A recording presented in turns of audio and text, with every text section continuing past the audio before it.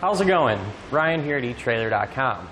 Today we're going to be taking a look at our best trailer wiring options for our 2018 Buick Enclave.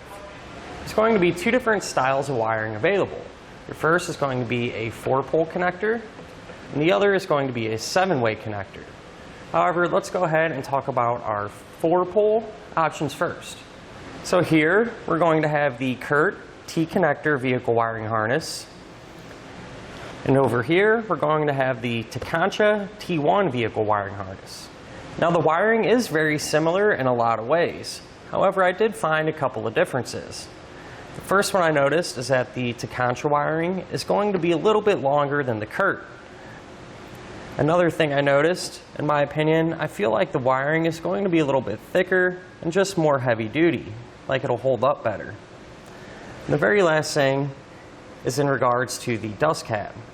The Tekonsha dust cap, in my opinion, is going to be a little more well-made and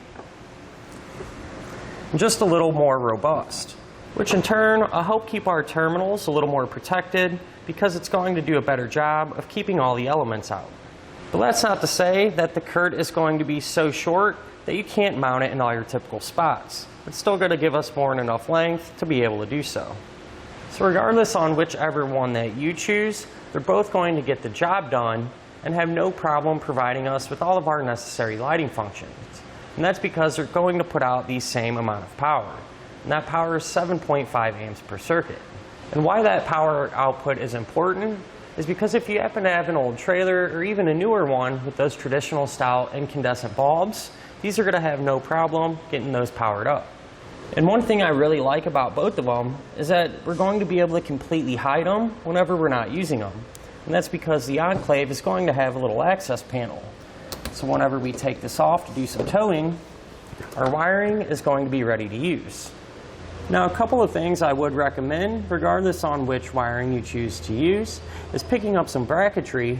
That way you're able to mount it like this. And the other thing would be some dielectric grease. And that's to help prevent any corrosion.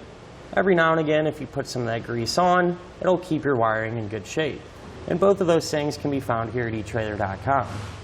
Now, ultimately, these are both going to be very easy to install, because essentially they're just plug and play.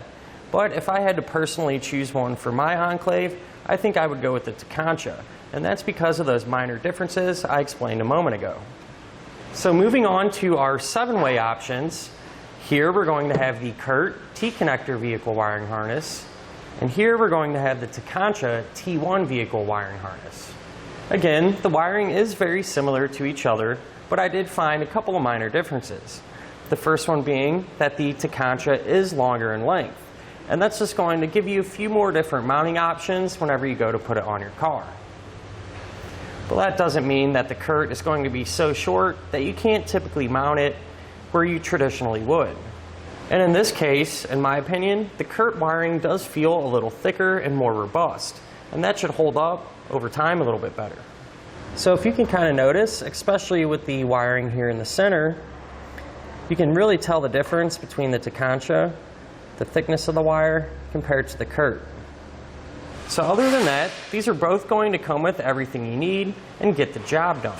And they're both going to install the same way, since they are just plug and play.